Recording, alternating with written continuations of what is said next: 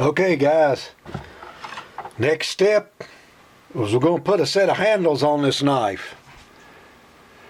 Now what I'm using right here, guys, is I've had some black walnut curing, just a chunk of black walnut, and I sawed me 2 little slabs out of it. And the stuff is really makes a really nice looking handle. It's not the toughest handle in the world, but that's what I'm going to use on this particular knife because I don't have anything else in stock. I'm not going to purchase anything for this particular knife. So make a mark on your knife blade where you want your handles to come to. Turn it over. Lay it down on your bench there. And take a drill and drill the holes in it. And that's what I'm going to do right now. Now I've drilled the holes. We'll line it up on the other piece.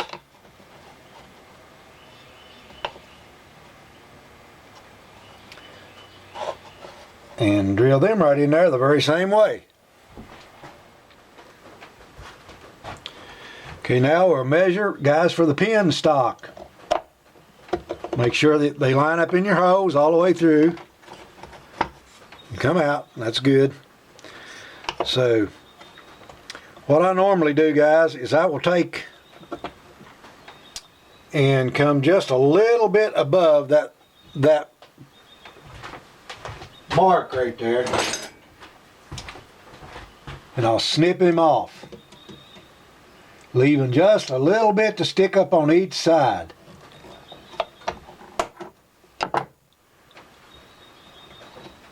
Make sure it's sticking all the way through. Yep.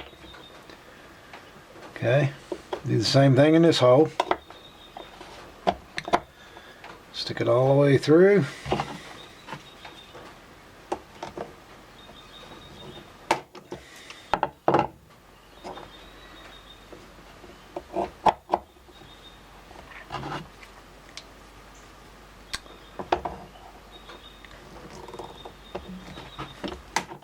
Cut that off, looking good.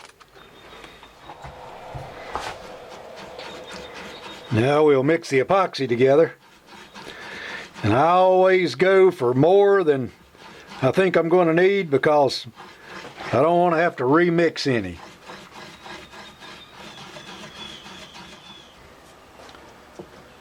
Okay, we'll just put a nice liberal amount on there, guys.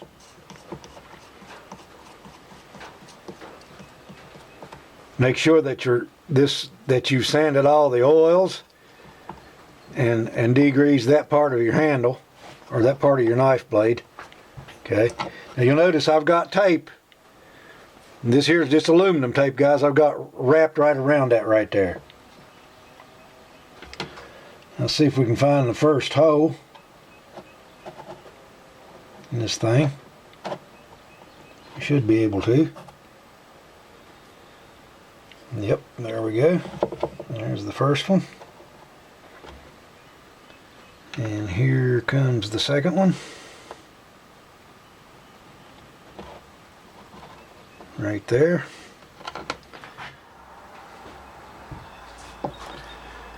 Okay, you all just make sure your pins stick through just a fuzz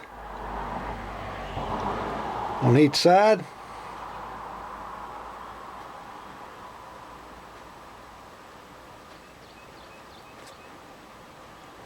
Now all we do is just clamp it up.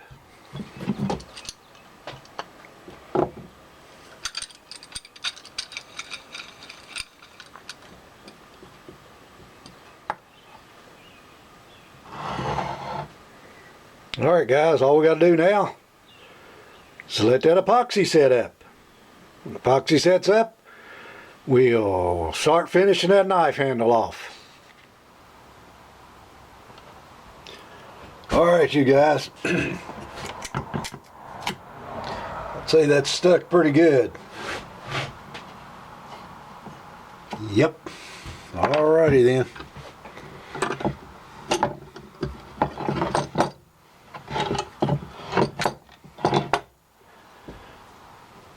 Here's what it looks like.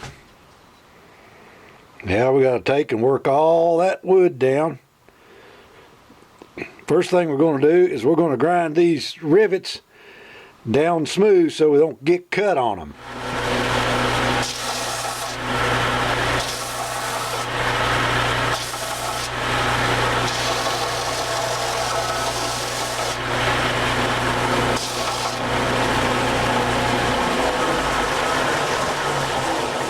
There we go, now they're down out of their way.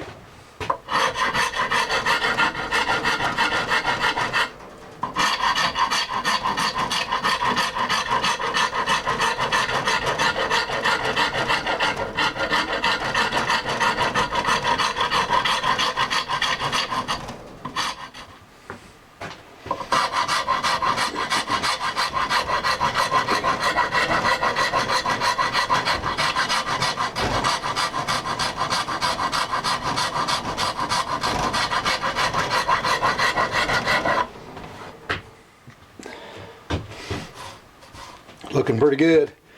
What you do, guys, is you just bring it right down till you just barely start seeing your metal in the contour of your knife blade. Okay, there it is. We're getting it roughed in. Big old hand I got, guys. I have to have a nice knife handle on my knives. Okay, guys, there's what it looks like so far.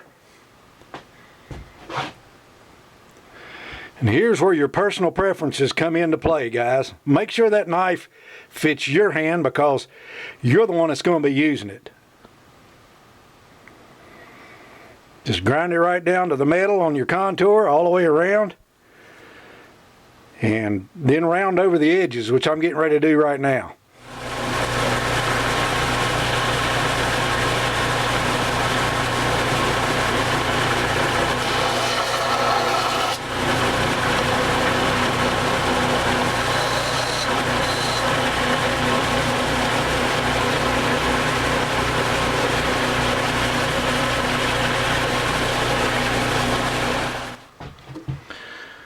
All right, you guys, Formby's tung oil.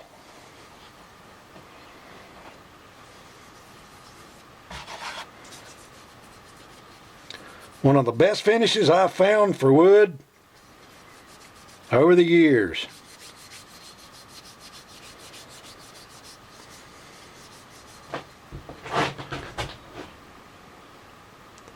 See how pretty it makes it?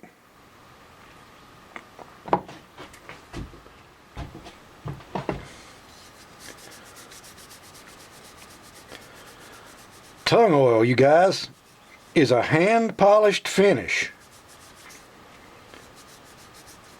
You just polish that stuff on there, just take your hands and rub it right in.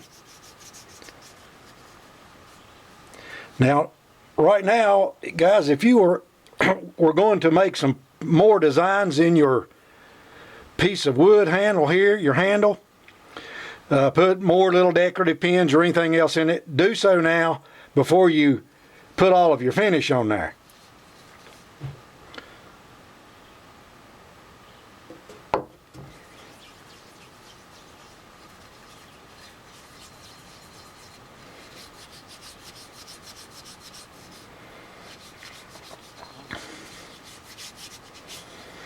I'm liking the way that looks. Alright, guys, there's your own custom made bushcraft knife. The only thing that I did wrong on this knife, guys, was turn one of my letters, the I, cockeyed on my knife when I went to put my initials on it, and that made like a weird looking place in it. But I really don't care for that for this demonstration. I can't wait to skin a big deer with it and see how it performs in the woods. But I will use hard metals polish in a muslin wheel, guys, mounted to my drill press over here to polish this knife. Okay, we've got the high gloss. We've got the metal polish, then we've got the high gloss polish.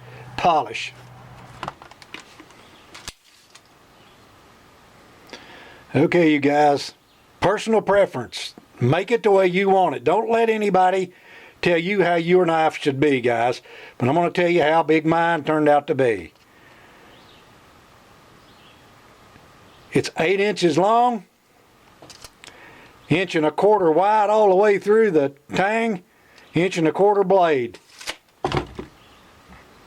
And I can tell you right now, guys, this is turning out to be a pretty nice looking knife.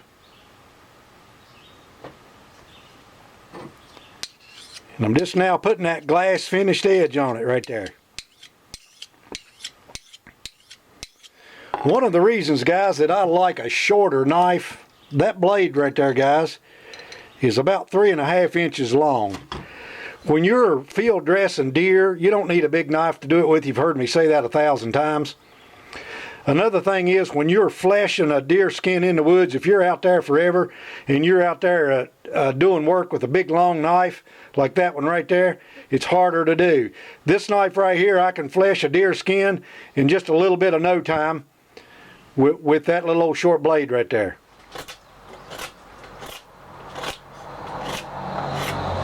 Oh yeah, baby. Check that out. Back up there just a little bit.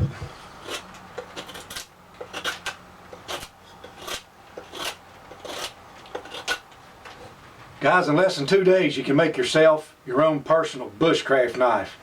I know that you can do it. See how balanced that knife is? Sitting there on my thumb? You can do it. Make it yourself. You will be proud of it. Make one, guys, and send me a picture of it. I'd really like to see it. Later on this fall, you will see me doing videos using my own personal bushcraft knife. Thanks for watching and have a great weekend, everyone.